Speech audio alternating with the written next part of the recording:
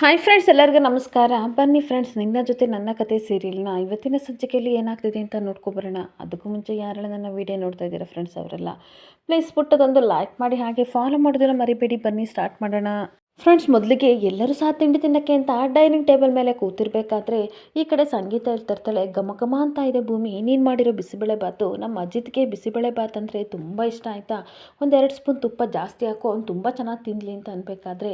ಸರಿ ಅತ್ತೆ ನೀವು ಕೂತ್ಕೊಳ್ಳಿ, ಎಲ್ಲರಿಗೂ ನಾನು ಬಡಿಸ್ತೀನಿ ಅಂತ ಅನ್ಬೇಕಾದ್ರೆ, ಬೇಡ ಬೇಡ ನೀನು ಕೂತ್ಕೋ, ನಾನು ಎಲ್ಲರಿಗೂ ಬಡಿಸ್ತೀನಿ ಅಂತ ಹೇಳ್ಬೇಕಾದ್ರೆ, ಸರಿ ಸಾಹೇಬ್ರೆ ತಗೊಳ್ಳಿ ಅಂತ ಬಿಸಿಬೇಳೆ ಬಾತ್ ಹಾಕೋ ಹೋಗ್ತಿರ್ಬೇಕಾದ್ರೆ, ನನಗೆ ಬೇಡ ಅಂತ ಅಂದಾಗ ಭೂಮಿಗೆ ತುಂಬ ಬೇಜಾರಾಗ್ತಾ ಇರುತ್ತೆ. ಅಲ್ಲ ಕಣೋ, ಡೈಲಿ ಒಂದೊಂದು ಥರ ವಿಚಿತ್ರಗಾಡ್ತೀಯಲ್ಲ, ನಿನಗಿಷ್ಟ ತಾನೇ ಬಿಸಿಳೆ ಬಾತು ತಿನ್ನು ಅಂತ ಅನ್ಬೇಕಾದ್ರೆ, ನನಗೆ ಬೇಡಮ್ಮ, ಬೇರೆ ಏನೂ ತಿಂಡಿ ಇಲ್ವಾ, ಸರಿ ಆಯಿತು ಬಿಡಿ ಆರನ್ನೇ ತಿಂತೀನಿ ಅಂತ ಅಜಿತ್ತು ತಿಂತಾ ಇರಬೇಕಾದ್ರೆ, ದೇವಿಯನಿ ಮಾತ್ರ ಸೈಲೆಂಟಾಗಿ ಬೇಜಾರಾಗಿ ಕೂತ್ಕೊಬಿಡ್ತಾಳೆ. ಆಗ ಅಜ್ಜಿ ಹೇಳ್ತಾ ಇರ್ತಾರೆ, ಯಾಕೆ ದೇವಿಯನಿ ಏನಾಯಿತು, ತಟ್ಟೆನ ಮುಂದೆ ಇಟ್ಕೊಂಡು ಏನು ಯೋಚನೆ ಮಾಡ್ತಿದ್ಯಾ ಅಂತ ಅಂದಾಗ, ಇನ್ನೊಂದು ಕಡೆ ಸಂಗೀತನು ಯಾಕೆ ಏನಕ್ಕೆ ಬೇಜಾರಾಗಿದೆಯಾ ಅಂತ ಕೇಳ್ತಾ ಇರ್ತಾಳೆ. ನೀವೆಲ್ಲ ತಿನ್ನಿ, ನಾನು ಆಮೇಲೆ ತಿಂತೀನಿ ಅಂತ ಅಂದಾಗ, ಈ ರೀತಿ ಕಣ್ಣೀರು ಹಾಕೊಂಡು ಕೂತ್ಕೊಂಡ್ರೆ ಮನೆಯವರೆಲ್ಲರೂ ಹೇಗೆ ತಿಂಡಿ ತಿಂತಾರೆ ಹೇಳು, ಅದೇನಾಯಿತು ಅಂತ ಹೇಳು ದೇವಿಯಾನಿ ಅಂತ ಸಂಗೀತ ಕೇಳ್ತಾ ಇರಬೇಕಾದ್ರೆ, ನನ್ನ ಮಗಳು ಭವಿಷ್ಯ ನೆನೆಸ್ಕೊಂಡ್ರೆ ತುಂಬ ಅಂದರೆ ತುಂಬ ಕಣ್ಣೀರು ಬರ್ತಾ ಇದೆ, ನನ್ನ ಅಂಜು ಯಾಕೋ ತುಂಬ ನೆನಪಾಗ್ತಿದ್ದಾಳೆ ಸಂಗೀತ ಅಂತ ನಾಟಕ ಮಾಡ್ತಾ ಇರ್ತಾಳೆ. ಹಾಗೆ ನನ್ನ ಮಗಳಿಗೆ 22 ವರ್ಷ ಆಯಿತು, ಇವಾಗ ನಾನು ಏನಾದರೂ ಮದುವೆ ಮಾಡಲಿಲ್ಲ ಅಂತಂದರೆ ಮುಂದೆ ಯಾವ ಜನ್ಮದಲ್ಲೂ ಮದುವೆ ಆಗಲ್ಲ ಅಂತ ಗುರುಗಳು ಹೇಳಿದ್ರಲ್ವಾ, ಅದೆಲ್ಲ ನಿಮಗೆ ನೆನಪಿದೆಯಲ್ವಾ, ಅದಕ್ಕೆ ನನಗೆ ತುಂಬ ಭಯ ಆಗ್ತಿದೆ ಅಂತ ದೇವಿಯಾನಿ ಹೇಳ್ತಾ ಇರಬೇಕಾದ್ರೆ, ಈ ಕಡೆ ಅಜ್ಜಿ ಹೇಳ್ತಾ ಇರ್ತಾಳೆ, ಮದುವೆ ಮಾಡ್ಕೊಳ್ಳೋ ಟೈಮಲ್ಲಿ ನಾನು ಆ ಮಗುನ ಮನೆಯಿಂದ ಆಚೆ ಹಾಕ್ಬಿಟ್ಟೆ ಅಂತ ಬೇಜಾರಿಂದ ಹೇಳ್ತಾ ಇದ್ದರೆ, ರಮಣ್ ಅದಕ್ಕೆಲ್ಲ ಬೇಜಾರು ಮಾಡ್ಕೋಬೇಡಿ, ಸಮಯ ಸಂದರ್ಭ ಆ ರೀತಿ ಇತ್ತು, ಅದಕ್ಕೋಸ್ಕರ ನಾವು ಆ ರೀತಿ ನಡ್ಕೊಂಡ್ವಿ, ಏನಾದರೂ ಒಂದು ಯೋಚನೆ ಮಾಡೋಣ ಬಿಡಿ ಅಂತ ಹೇಳ್ತಾ ಇದ್ರೆ,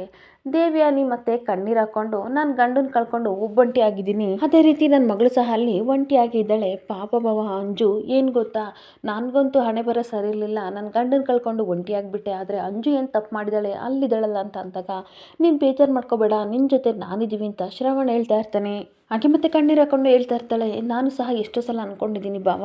ನಾನು ಫಾರಿನ್ಗೆ ಹೋಗ್ಬೇಕು ಅಂತ ಅವಳ ಜೊತೆ ಇರಬೇಕು ಅಂತ ಅಂದ್ಕೊಂಡಿದ್ದೀನಿ, ಆದರೆ ದೇವ್ರ ಮನೆ ಬಗ್ಗೆ ಮಾತಾಡ್ತಾರೆ ಜನಗಳು, ತಪ್ಪಾಗಿ ಮಾತಾಡ್ತಾರೆ, ಗಂಡ ಸತ್ತೋದ್ಮೇಲೆ ಮಗಳೂ ಹಾಗೆ ಸೊಸೆನೂ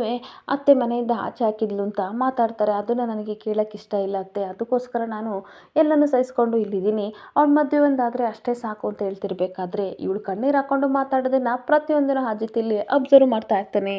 ಹಾಗೆ ಮತ್ತೆ ಸಂಗೀತ ಹೇಳ್ತಾ ಇರ್ತಾಳೆ, ನೀನು ಬೇಜಾರು ಮಾಡ್ಕೋಬೇಡ, ಅಂಜು ಬಗ್ಗೆ ನಮಗೆಲ್ಲ ಕಾಳಜಿ ಇದೆ ಅಲ್ವಾ, ತಿಂಡಿ ತಿನ್ನು, ಮದುವೆ ಬಗ್ಗೆ ನಾವು ಎಲ್ಲರೂ ಕೂತ್ಕೊಂಡು ಯೋಚನೆ ಮಾಡೋಣ ಅಂತ ಹೇಳ್ಬೇಕಾದ್ರೆ, ರಮಣ್ ಸಹ ಹೇಳ್ತಾ ಇರ್ತಾನೆ, ಇನ್ನು 4 ತಿಂಗಳಲ್ಲಿ ಅವಳಿಗೆ ಒಳ್ಳೆ ಗಂಡನ ಹುಡುಕ್ಬಿಟ್ಟು ನಾವು ಮದುವೆ ಮಾಡೋಣ, ನೀವೆಲ್ಲ ತಲೆ ಕೆಡಿಸ್ಕೋಬೇಡಿ ಅಂತ ಅಂದಾಗ, ಅಜ್ಜಿ ಹೌದು, ರಮಣ್ ಹೇಳ್ತಾ ಇರೋದು ಕರೆಕ್ಟ್ ಆಗಿದೆ, ಈ ಕಡೆ ಅಂಜನನ ಯಾವಾಗ ಕರೆಸ್ಕೋಬೇಕು ಅಂತ ನಾನು ಡಿಸೈಡ್ ಮಾಡ್ತೀನಿ, ಮುಂದದ್ದೆಲ್ಲ ನಾನು ಡಿಸೈಡ್ ಮಾಡ್ತೀನಿ, ನೀನು ತಲೆ ಕೆಡಿಸ್ಕೋಬೇಡ, ನೆಮ್ಮದಿಯಾಗಿ ತಿಂಡಿ ತಿನ್ನು ಅಂತ ಹೇಳ್ತಾ ಇದ್ರೆ, ತನ್ನ ಮನಸ್ಸಲ್ಲಿ ದೇವ್ಯಾನಿ ಸ್ಕೆಚ್ ಹಾಕೋತಿರ್ತಾಳೆ, ಸದ್ಯ ಅಂತೂ ಇಂತೂ ಅಂಜುನ ಕರ್ಸಕ್ಕೆ ಒಪ್ಪಿಸ್ಕೊಂಡ್ರಲ್ಲ, ಮುಂದಿನ ನಿರ್ಧಾರ ನಾನೇ ತಗೊಳ್ಳೋದು ಅಂತ ಯೋಚನೆ ಮಾಡಿಕೊಂಡು ಹಾಗೆ ಕಣ್ಣೀರು ಒರೆಸ್ಕೊತಿರ್ಬೇಕಾದ್ರೆ ನಚಿಕೇತ ಹೇಳ್ತಾ ಇರ್ತಾನೆ, ಅಬ್ಬಾ ಅಬ್ಬಾ ಅಬ್ಬಾ, ನಿಮ್ಮ ಕಣ್ಣೀರಲ್ಲಿ ಎಷ್ಟು ಪವರ್ ಇದೆ ಅತ್ತೆ, ನೀವು ಕಣ್ಣೀರು ಹಾಕಿದ ತಕ್ಷಣ ಬಿಸಿ ಬಿಸಿಯಾಗಿರೋ ಬಿಸಿಬೇಳೆ ಬಾತು ತಣ್ಣಗಾಯ್ತು ನೋಡಿ ಅಂತ ಅಂದಾಗ, ತರಲೆ ಸುಮ್ಮನೆ ತಿಂಡಿ ತಿನ್ನಿ ಅಂತ ಅಂದಾಗ ಎಲ್ಲರೂ ಖುಷಿಯಿಂದ ತಿಂತಾ ಇರ್ತಾರೆ. ಅಷ್ಟೊತ್ತಿಗೆ ಈ ಕಡೆ ಭೂಮಿ ಹೇಳ್ತಾ ಇರ್ತಾಳೆ, ಅಜ್ಜಿ ಸಾಹೇಬ್ರೆ ನನ್ನನ್ನು ಬಿಟ್ಟು ಹೋಗಬೇಡಿ, ಬಿಸಿ ಬಿಸಿ ಟೀ ಮಾಡ್ಕೊಡ್ತೀನಿ, ಕುಡಿದ್ಬಿಟ್ಟು ಹೋಗೋಣ ಅಂತ ಅನ್ಬೇಕಾದ್ರೆ, ಅಮ್ಮ ನನಗೆ ಟೀ ಬೇಡ, ಒಂದು ಲೋಟ ಕಾಫಿ ಮಾಡಿಕೊಡಿ ಅಂತ ಅಂದಾಗ ಭೂಮಿಗೆ ತುಂಬ ಬೇಜಾರಾಗ್ತಾ ಇರುತ್ತೆ. ಹಾಗೆ ಮತ್ತೆ ಅಜಿತ್ ಹೇಳ್ತಾ ಇರ್ತಾನೆ, ಅಮ್ಮ ನೀವು ನಿಮ್ಮ ಕೈಯಾರ ಕಾಫಿ ಮಾಡ್ಕೊಡ್ಬೇಕು ಅಂತ ಅಂದಾಗ, ಅಷ್ಟೇ ತಾನೇ ಮಗನೇ, 1 ನಿಮಿಷದಲ್ಲಿ ಮಾಡ್ಕೊಬರ್ತೀನಿ ಅಂತ ಹೋಗ್ತಾ ಇರಬೇಕಾದ್ರೆ, ರಮಣ್ ಕೈಲಿರೋ ಕಾಫಿನ ಕಿತ್ಬಿಟ್ಟು ತಗೊಂಬಗ್ನೆ ನೀನು ಕುಡಿ ಅಂತ ಹೇಳ್ತಾ ಇರ್ತಾಳೆ. ನಾನು ಆಫೀಸ್ಗೆ ಹೋಗಬೇಕು ಸಂಗೀತ, ನನಗೂ ಕಾಫಿ ಬೇಕು ಅಂತ ಅಂದಾಗ, ಹೌದಾ ಹಾಗಾದ್ರೆ ಒಂದು ಕೆಲಸ ಮಾಡಿ, ಇವತ್ತೊಂದು ದಿನ ಕಾಫಿ ಕುಡಿದಿಲ್ಲ ಅಂದರೆ ಏನೂ ಆಗಲ್ಲ, ನನ್ನ ಮಗ ಮೊದಲು ಕುಡಿದು ಸ್ಟೇಷನ್ಗೆ ಹೋಗಲಿ, ನೀವು ನಾಳೆಗೆ ಮಾಡಿಕೊಡ್ತೀನಿ ಅಂತ ಹೇಳ್ತಿರ್ಬೇಕಾದ್ರೆ ಎಲ್ಲರೂ ನಗಾಡ್ತಾ ಇರ್ತಾರೆ. ಇನ್ನೊಂದು ಕಡೆ ಡ್ಯೂಟಿಗೆ ಅಂತ ಬಂದಿರಬೇಕಾದ್ರೆ ಟೀನ ಎಲ್ಲರಿಗೂ ಕೊಡ್ತಾ ಈ ಕಡೆ ಭೂಮಿ ತುಂಬ ಯೋಚನೆ ಮಾಡ್ತಾ ಇರ್ತಾಳೆ. ಅಷ್ಟೊತ್ತಿಗೆ ಲಕ್ಷ್ಮಿ ಬಂದು ಕೇಳ್ತಾ ಇರ್ತಾಳೆ, ಏನಾಯಿತು ಭೂಮಿ ಇಷ್ಟು ಬೇಜಾರಾಗಿದೆಯಾ, ಅದು ಸಾಹೇಬ್ರು ಅಂತ ಅಂದಾಗ ಎಲ್ಲ ಕಡೆ ಭೂಮಿ ಹುಡುಕ್ತಾ ಇರ್ತಾಳೆ. ಅಲ್ಲೋ ಸಾಹೇಬ್ರು ಬಂದಿದ್ದಾರೆ ಅಂತ ನಾನು ಹೇಳ್ತಿಲ್ಲ, ಸಾಹೇಬ್ರು ಇಲ್ಲ ಅಂತ ಅಂದಿದ್ದಕ್ಕೆ ನಿನಗೆ ತುಂಬ ಬೇಜಾರಾಗ್ತಿದೆಯಾ, ಯಾಕೆ ಈ ರೀತಿ ಮೌನಿಯಾಗಿದೆಯಾ ಅಂತ ಕೇಳ್ತಾ ಇರ್ತಾಳೆ. ಹಾಗೆ ಲಕ್ಷ್ಮಿ ಅಕ್ಕ, ನಾನು ಸ್ವಲ್ಪ ದಿನಸಿ ತರಬೇಕು, ನೀನು ಹುಷಾರು ಅಂಗಡಿ ಕಡೆ ಅಂತ ಹೇಳಿ ಹೋಗ್ತಾ ಇರಬೇಕಾದ್ರೆ, ಒಲೆ ಮೇಲೆ ಟೀ ಇಟ್ಟು ತನ್ನ ಪಾಡಿ ತಾನು ಯೋಚನೆ ಮಾಡ್ತಾ ಇರ್ತಾಳೆ. ಅಷ್ಟೊತ್ತಿಗೆ ಸತ್ಯಣ್ಣ ಬಂದು ನನ್ನ ಮನೆಗೆ ಬರೋಕ್ಕಾಗಲಿಲ್ಲ, ಒಂದು ಕಡಕ್ ಟೀ ಕೊಡು ಭೂಮಿ ಅಂತ ಹೇಳ್ತಿರ್ಬೇಕಾದ್ರೆ, ಏನು ಯೋಚನೆ ಮಾಡ್ತಾ ಇರ್ತಾಳೆ. ಅಷ್ಟೊತ್ತಿಗೆ ಒಲೆ ಮೇಲೆ ಇಟ್ಟಿರೋ ಟೀ ಎಲ್ಲ ಸೀದೋಗಿ ಹಾಗೆ ಹೋಗ್ತಾ ಇರಬೇಕಾದ್ರೆ ಭೂಮಿ ಏನಾಯಿತು ನಿನಗೆ ಅಂತ ಗ್ಯಾಸ್ ಆಫ್ ಮಾಡಿದಾಗ, ಅಯ್ಯೋ ಸತ್ಯಣ್ಣ ನೀವು ಯಾವಾಗ ಬಂದರೆ ನನಗೇನು ಗೊತ್ತೇ ಆಗಲಿಲ್ಲ ಅಂತ ಹೇಳ್ತಾ ಇರ್ತಾಳೆ. ಅಲ್ಲ ಟೀ ಇಟ್ಟಿದ್ಯಾ, ಎಲ್ಲ ಸುರಿದು ಹೋಗ್ತಾ ಇದೆ, ಏನಾದ್ರು ಹೆಚ್ಚು ಕಮ್ಮಿ ಆದರೆ ಗತಿ ಏನು, ಗಮನ ಎಲ್ಲಿದೆ, ಮನೇಲಿ ಅಜಿತ್ ಅಥವಾ ಬೇರೆಯವ್ರು ಯಾರಾದರೂ ನಿನ್ನ ಮನಸ್ಸಿಗೆ ನೋವಾಗೋ ರೀತಿ ಯಾರಾದರೂ ಏನಾದರೂ ಅಂದ್ರ ಅಂತ ಅನ್ಬೇಕಾದ್ರೆ, ಸುಮ್ಮನೆ ಇರಿ ಸತ್ಯಣ್ಣ, ನನ್ನ ಮನಸ್ಸಲ್ಲಿ ಭೂಕಂಪನೆ ಆಗ್ತಾ ಇದೆ, ಆದರೆ ಮನೆಯವ್ರಿಗೆ ಯಾರಿಗೂ ಅರ್ಥ ಆಗಲ್ಲ ಅಂತ ಅನ್ಬೇಕಾದ್ರೆ, ಅಜಿತ್ಗೂ ನಿನ್ನ ಫೀಲಿಂಗ್ಸ್ ಅರ್ಥ ಆಗಲ್ವಾ ಅಂತ ಕೇಳ್ತಾ ಇರ್ತಾನೆ. ನೋಡು ಸತ್ಯಣ್ಣ, ಏನು ಗೊತ್ತಾ, ಸಾಹೇಬರು ನನ್ನ ಜೊತೆ ಮಾತಾಡ್ತಲೇ ಇಲ್ಲ, ಒಂದು ಮಾತು ಸಹ ಮಾತಾಡ್ತಿಲ್ಲ, ನಾನೊಂದು ಹೇಳಿದರೆ ಅವರೊಂದೇನು ಹೇಳಿ ಹೋಗ್ತಾ ಇದ್ದಾರೆ ಅಂತ ಬೇಜಾರಿಂದ ಹೇಳ್ತಾ ಇರ್ತಾಳೆ. ಆಗ ಇನ್ನೊಂದು ಕಡೆ ಸತ್ಯಣ್ಣ ಹೇಳ್ತಾ ಇರ್ತಾನೆ, ಅಲ್ಲ ಜೀವದ ಗೆಳತಿ ನಿನ್ನ ಜೊತೆನೇ ಮಾತಾಡಿಲ್ಲ ಅಂತಂದರೆ ನಾನು ಇದಕ್ಕೊಬ್ಬರು ಡಿಟೆಕ್ಟಿವ್ನ ನೇಮಕ ಮಾಡಲೇಬೇಕು ಅಂತಂದಾಗ, ಹೌದೌದು ಆ ಕೆಲಸನ ನೀವೇ ಮಾಡಿ, ನೆನ್ನೆ ನಡೆದಿದ್ದ ಘಟನೆ ಎಲ್ಲ ನಾನು ನಿಮ್ಮ ಹತ್ರ ಒಂದು ಚೂರು ಮಿಸ್ ಮಾಡದೆ ಹೇಳ್ತೀನಿ. ಏನು ಗೊತ್ತಾ, ನಾವು ದೇವಸ್ಥಾನಕ್ಕೆ ಹೋಗಿದ್ವಾ, ಅಜ್ಜಿತು ಈ ಸಾಹೇಬರು ಏನೋ ಒಂದು ವಿಷಯ ಹೇಳಬೇಕು ಅಂತ ಬಂದರು, ಅಷ್ಟೊತ್ತಿಗೆ ಲಕ್ಷ್ಮಿ ಅಕ್ಕ ಬಂದು ನಾನು ಕೆನ್ನೆಗೆ ಹೊಡೆದ್ಬಿಟ್ಟು ನಾನು ಪ್ರೆಗ್ನೆಂಟ್ ಆಗಿದ್ದೀನಿ ಅಂತ ಹೇಳ್ತಾ ಇದ್ರು. ಅದು ಅಜ್ಜಿ ಸಾಹೇಬ್ರಿಗೆ ತುಂಬ ಬೇಜಾರಾಯಿತು ಅಂತ ಅನಿಸುತ್ತೆ. ಆಮೇಲೆ ಬಂದವ್ರಿಗೆ ನನ್ನ ಹತ್ರ ಏನು ಹೇಳಲೇ ಇಲ್ಲ ಅಂತ ಅಂದಾಗ, ಓ ವಿಷಯ ಆದ ಅಂತ ಸತ್ಯಣ್ಣ ಯೋಚನೆ ಮಾಡ್ತಾ ಇರ್ತಾನೆ. ಆಮೇಲೆ ಮನೆಗೆ ಬಂದಾಗ ನಾನು ಸಾರಿನೂ ಕೇಳಿದೆ, ಆದರೂ ಸಹ ಸಾಹೇಬರು ನನ್ನ ಜೊತೆ ಮಾತಾಡ್ತಿಲ್ಲ ನೋಡಿ ಸತ್ಯಣ್ಣ ಅಂತ ಅನ್ಬೇಕಾದ್ರೆ, ಅಲ್ಲ ನೀವಿಬ್ಬರು ಒಪ್ಪಂದದ ಮದುವೆ ತಾನೇ ಆಗ್ತಾ ಇರೋದು, ಅಂದಮೇಲೆ ನಿಮ್ಮಿಬ್ಬರ ನಡುವೆ ಒಪ್ಪಂದದ ಟೈಮು ಮುಗಿದ್ಮೇಲೆ ಹೋಗಲೇಬೇಕು. ಇವಾಗ ಒಂದು ದಿನ ಮಾತಾಡೋದಕ್ಕೆ ನೀನು ಇಷ್ಟು ಬೇಜಾರು ಮಾಡ್ಕೊಂಡಿದ್ದೀಯಲ್ಲ, ಆ ಒಪ್ಪಂದ ಮುಗಿದ್ಮೇಲೆ ಅಜಿತ್ ಬೇರೆ ಕಡೆ ಟ್ರಾನ್ಸ್ಫರ್ ಆಗೋದ್ರೆ ನೀನೇನು ಮಾಡ್ತೀಯಾ ಅಂತ ಅಂದಾಗ, ಭೂಮಿ ತುಂಬ ಬೇಜಾರಿಂದ ಯೋಚನೆ ಮಾಡ್ತಾ ಇರ್ತಾಳೆ. ನಮ್ಮದು ಒಪ್ಪಂದದ ಟೈಮು ಮುಗಿದ್ಮೇಲೆ ಅಜಿತ್ ಸಾಹೇಬ್ರು ಏನಾದರೂ ಬೇರೆ ಕಡೆ ಟ್ರಾನ್ಸ್ಫರ್ ಆದರೆ ನಾನು ಹೇಗಿರೋದು ಅಂತ ಕೇಳ್ತಾ ಇರ್ತಾಳೆ. ಹಾಗಾದರೆ ನಿಜವಾಗ್ಲೂ ಅವರು ಟ್ರಾನ್ಸ್ಫರ್ ತೊಗೊಂಡು ಹೋಗ್ತಾರೆ ಅಂತಂದಾಗ, ಹೌದು ಅವನಿಗೆ ಬಲವಾದ ಕಾರಣ ಯಾವುದೂ ಇಲ್ಲ, ಅಂದಮೇಲೆ ಇಲ್ಲಿ ಹಾಕಿರ್ತಾನೆ, ಖಂಡಿತ ಹೋಗ್ತಾನೆ, ನಾನು ಫೋನಲ್ಲಿ ಸಂಪರ್ಕದಲ್ಲಿ ಇರ್ತೀನಿ ಅಷ್ಟೇ, ಬಿಡು ಹೋಗ್ತಾನೆ ಅಂತ ಅನ್ಬೇಕಾದ್ರೆ, ಏನು ಸತ್ಯಣ್ಣ ಈ ರೀತಿ ಅಂತಿದ್ದೀರಾ ಅಂದಾಗ, ಮತ್ತೆ ನೀನೇನಾದರೂ ಅಜಿತ್ ನಾನು ಲವ್ ಮಾಡ್ತಿದ್ಯಾ ಅಂತ ಕೇಳ್ತಾ ಇರ್ತಾನೆ. ಚೇ ಇಲ್ಲಪ್ಪ, ಎಲ್ಲ ವಿಷಯ ನಿಮಗೆ ಗೊತ್ತು, ಆದರೂ ಸಹ ನನ್ನನ್ನು ಯಾಕೆ ಈ ರೀತಿ ಕೇಳ್ತಾ ಇದ್ದೀರಾ, ಪ್ರೀತಿ ಅನ್ನೋದು ಲೆಕ್ಕಾಚಾರ ಆಗಿರಬಾರ್ದು, ಸಾಕ್ಷಾತ್ಕಾರ ಆಗಿರ್ಬೇಕಲ್ವಾ ಅಂದಾಗ, ಮತ್ತೆ ಅವನ ಬಗ್ಗೆ ಚಿಂತೆ ಯಾಕೆ ಮಾಡ್ತಿದ್ಯಾ, ಬಿಟ್ಬಿಡು ಅಂತ ಹೇಳ್ತಾ ಇರ್ತಾನೆ. ಹಾಗೆ ನೋಡಿ ಸತ್ಯಣ್ಣ, ಸಾಹೇಬರು ನನ್ನ ಜೊತೆ ಮಾತಾಡ್ತಿಲ್ವಲ್ಲ ಅಂತ ನನಗೆ ಈಗಲೂ ಬೇಜಾರಿದೆ, ಆದರೆ ಪ್ರೀತಿ ಆ ಥರ ಎಲ್ಲ ಅನುಭವ ಆದರೆ ಮಾತ್ರ ಅಲ್ವಾ ಅದು ಅರ್ಥ ಆಗೋದು ಅಂತ ಅಂದಾಗ, ಹೌದು ನಮ್ಮಂಥ ದಡ್ಡರಿಗೆ ಅನುಭವ ಇದ್ದರೂ ಸಹ ಅರ್ಥ ಆಗಲ್ಲ ಬಿಡು ಅಂತ ಅಂದಾಗ, ಏನು ಹೇಳ್ತಾ ಇದ್ದೀರಾ ಒಂದು ಅರ್ಥ ಆಗಲ್ಲ ಅಂತ ಹೇಳ್ತಾ ಇರ್ತಾಳೆ. ನೋಡಿ ನನಗೆ ಅದೆಲ್ಲ ಗೊತ್ತಿಲ್ಲ, ನನ್ನ ಜೊತೆ ಈ ರೀತಿ ಮಾತಾಡ್ದಂಗೆ ನೀವು ಸಾಹೇಬ್ರ ಜೊತೆ ಮಾತಾಡಬೇಡಿ, ಅವ್ರು ತುಂಬ ಬೇಜಾರು ಮಾಡ್ಕೋತಾರೆ ಅಂತ ಅಂದಾಗ, ಹೌದು ಅವ್ನು ತುಂಬ ಬೇಜಾರು ಮಾಡ್ಕೋತಾನೆ, ಇಲ್ಲ ಬಿಡು ಮಾತಾಡಲ್ಲ ಅಂತ ನಾಟಕ ಮಾಡ್ತಾ ಇರ್ತಾನೆ. ಹಾಗೆ ಸತ್ಯನ ತನ್ನ ಮನಸ್ಸಲ್ಲಿ ಯೋಚನೆ ಮಾಡ್ತಾ ಇರ್ತಾನೆ, ನಿನ್ನ ತಳಮಳ ನೋಡಿದರೆ ನನಗೆ ಚೆನ್ನಾಗಿ ಅರ್ಥ ಆಗ್ತಿದೆ, ನೀವಿಬ್ಬರು ಒಂದೇ ದೋಣಿಲಿ ಸಾಕ್ತಾ ಇದ್ದೀರಾ, ಆದರೆ ಅಜಿತ್ ನಿನ್ನನ್ನು ತುಂಬ ಪ್ರೀತಿ ಮಾಡ್ತಾ ಇದ್ದಾನೆ ಅಂತ ನಾನು ಹೇಳೋಣಂತ ಹೋದರೆ ಹೇಳ್ಬಾರ್ದು ಅಂತ ಮಾತು ತೊಗೊಂಡಿದ್ದಾನೆ, ಏನು ಮಾಡಲಿ ಅಂತ ಯೋಚನೆ ಮಾಡ್ತಿರ್ಬೇಕಾದ್ರೆ, ಸತ್ಯನ ಏನು ಯೋಚನೆ ಮಾಡ್ತಿದ್ದೀರಾ, ಪ್ಲೀಸ್ ಮಾತಾಡಿ ಅಂತ ಕೇಳ್ತಾ ಇರ್ತಾಳೆ.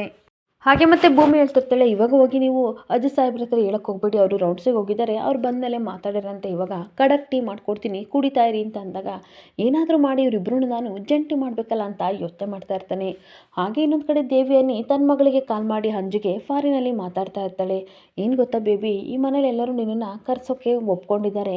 ಇನ್ಮೇಲೆ ಅವರಿಗೆ ತೋರಿಸ್ಬೇಕು, ಈ ದೇವಿಯಾನಿ ಮಗಳು ಏನು ಅಂತ ಅನ್ನೋದನ್ನು ಎಲ್ಲರಿಗೂ ಪ್ರೂವ್ ಮಾಡೋ ಹತ್ರ ಬಂದಿದೆ, ನಿನಗಾಗಿರೋ ಅವಮಾನಕ್ಕೆ ಪ್ರತ್ಯುತ್ಕಾರವಾಗಿ ನಾವು ಇವರಿಗೆ ಕೊಡಲೇಬೇಕು, ಯಾವಾಗ ಬೇಕಾದರೂ ನಾನು ಕಾಲ್ ಮಾಡ್ತೀನಿ, ಬಿ ರೆಡಿಯಾಗಿರು ಅಂತ ಹೇಳಿ ಫೋನ್ ಕಟ್ ಮಾಡ್ತಾ ಇರ್ತಾಳೆ. ಮತ್ತೆ ದೇವಿಯನ್ನು ಯೋಚನೆ ಮಾಡ್ತಿರ್ತಾಳೆ, ನಿನ್ನನ್ನು ಮನೆಯಿಂದ ಆಚೆ ತಬ್ಬಿದ ಕೈಗಳೇ ನಿನ್ನನ್ನು ಹಂಗಲಾಚಿ ಮನೆಯೊಳಗೆ ಕರ್ಕೋಬೇಕು, ಹಾಗೆ ಅವರು ನನ್ನನ್ನು ಬೇಡಬೇಕು, ಆ ರೀತಿ ನಾನು ಮಾಡೇ ಮಾಡ್ತೀನಿ ಅನ್ನೋಷ್ಟರೊಳಗೆ ಅಪೇಕ್ಷಾ ಕಾಲ್ ಮಾಡ್ತಾ ಇರ್ತಾಳೆ. ಈ ಲೂಸ್ ಯಾಕೆ ನನಗೆ ಕಾಲ್ ಮಾಡ್ತಿದ್ದಾಳೆ, 3 ಹೊತ್ತು ಇಲ್ಲೇ ಬಿದ್ದಿರ್ತಾಳೆ ಅಂಥದ್ರಲ್ಲಿ ಇನ್ನೇನು ವಿಷಯ ಇದೆ ಅಂತ ಫೋನಲ್ಲಿ ಮಾತಾಡ್ತಿರ್ಬೇಕಾದ್ರೆ,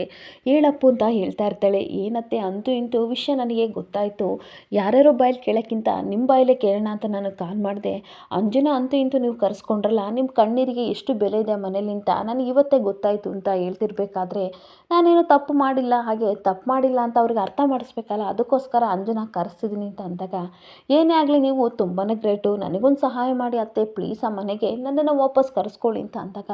ಹಾಗಾದರೆ ನಾನು ಮತ್ತೆ ಕಣ್ಣೀರು ಹಾಕ್ಬೇಕಂತ ಕೇಳ್ತಾ ಇರ್ತಾಳೆ. ಯಾವಾಗಲೂ ಕಣ್ಣೀರು ಹಾಕಬೇಡಿ, ಅದಕ್ಕೆ ವ್ಯಾಲ್ಯೂ ಇರಲ್ಲ, ಬೇರೆ ಏನಾದರೂ ಪ್ಲ್ಯಾನ್ ಮಾಡಿ ಅತ್ತೆ ಪ್ಲೀಸ್ ಅಂತ ಅನ್ಬೇಕಾದ್ರೆ,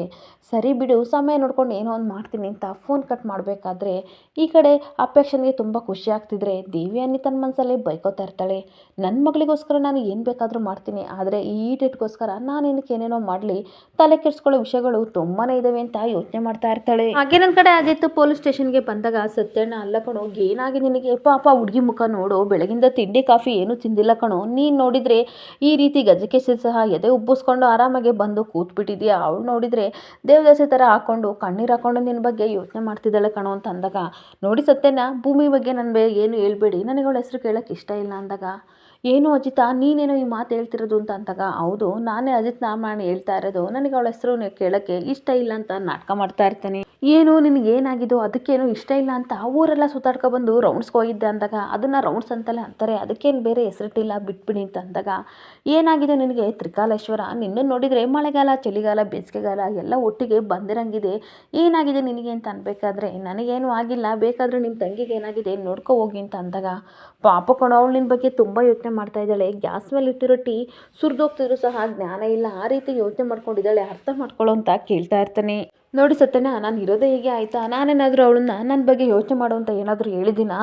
ಇಲ್ಲ ತಾನೇ, 1 ವರ್ಷ ತಾನೇ ಅಗ್ರಿಮೆಂಟು ಅಂದಮೇಲೆ ನಾನು ಹೇಗಿರಬೇಕೋ ಹಾಗಿದ್ದೀನಿ, ಅವಳನ್ನ ಯಾರು ಯೋಚನೆ ಮಾಡು ಅಂತ ಹೇಳ್ತಿರ್ಬೇಕಾದ್ರೆ ಯಾಕೋ ಏನಾಗಿದೆಯೋ ನಿನಗೆ ಈ ರೀತಿ ಮಾತಾಡ್ತಿದ್ದಿ ಅಂತ ಹೇಳ್ತಾ ಇರಬೇಕಾದ್ರೆ ತುಂಬ ಬೇಜಾರಿಂದ ಭೂಮಿ ಬೇಕು ಅಂತ ಒಳಗಡೆ ಬಂದು, ಏನು ಸಾಹೇಬ್ರೆ ಯೂನಿಫಾರ್ಮ್ ಹಾಕೊಂಡ ತಕ್ಷಣ ನಿಮಗೇನು ಬೇಕು ಅದನ್ನೇ ಮಾಡ್ಬೋದು ಅಂತ ಅಂದ್ಕೊಂಡಿದ್ದೀರಾ ಅಂತ ಕೂಗಾಡ್ತಾ ಇರ್ತಾಳೆ. ಇದು ಸ್ಟೇಷನ್ ಕಣಮ್ಮ, ನಿಧಾನ ಮಾತಾಡು ಅಂತ ಅನ್ಬೇಕಾದ್ರೆ ನನಗೆ ಅದೆಲ್ಲ ಗೊತ್ತಿಲ್ಲ, ನೀವೇನಕ್ಕೆ ನಾನು ಬೆಳಗ್ಗೆ ಪ್ರೀತಿಯಿಂದ ಟೀ ಮಾಡಿಕೊಟ್ರೆ ನೀವು ಕುಡಿಲಿಲ್ಲ, ಅದಕ್ಕೇನಾದರೂ ನಾನು ವಿಷ ಹಾಕಿದ್ದೀನಿ ಅಂತ ಬೈತಿರ್ಬೇಕಾದ್ರೆ ಅಂತರ ಎಲ್ಲ ಹಾಕ್ಬೇಡ ಕೇಸಾಗ್ಬಿಡುತ್ತೆ ಅಂತ ಅಂದಾಗ, ಅಲ್ಲ ನೋಡಿ ಸತ್ಯಣ್ಣ, ಪ್ರೀತಿಯಿಂದ ಟೀ ಮಾಡ್ಕೊಬಂದರೆ ಕುಡಿಲಿಲ್ಲ, ನನಗೆ ಅದೆಲ್ಲ ಗೊತ್ತಿಲ್ಲ, ನನಗಿವಾಗ ಸತ್ಯ ಗೊತ್ತಾಗಬೇಕು, ಏನು ಕುಡಿಲಿಲ್ಲ ಹೇಳಿ ಅಂತ ಅನ್ಬೇಕಾದ್ರೆ ನಿಜನೇ ಹೇಳ್ತೀನಿ ಐ ಲವ್ ಯು ಅಂತ ಅಂದಾಗ ಭೂಮಿಗೆ ತುಂಬ ಶಾಕ್ ಆಗ್ತಾ ಇರುತ್ತೆ. ಹಾಗೆ ತುಂಬ ಶಾಕ್ ಆಗಿ ಏನು ಹೇಳ್ತಿದ್ರೆ ಸಾಹೇಬ್ರೆ ಅಂತ ಅಂದಾಗ, ಹೌದು ನಾನು ದೇವಸ್ಥಾನಕ್ಕೆ ನಿನಗೆ ಪ್ರಪೋಸ್ ಮಾಡಬೇಕು ಅಂತ ಬಂದೆ, ಆದರೆ ಲಕ್ಷ್ಮಿ ಅಕ್ಕನ ಹತ್ರ ಮಾತಾಡ್ತಿದ್ದೆಲ್ಲ, ಸಾಹೇಬ್ರ ಮೇಲೆ ಯಾವುದು ನನಗೆ ಪ್ರೀತಿ ಆಗಲ್ಲ ಅಂತ ಹೇಳ್ತಿದ್ದೆಲ್ಲ, ಅದನ್ನು ಕೇಳಿ ನನಗೆ ತುಂಬ ಬೇಜಾರಾಯಿತು, ಅದಕ್ಕೆ ನಾನು ಈ ರೀತಿ ಮಾಡಿದೆ ಅಂತ ಅಂದಾಗ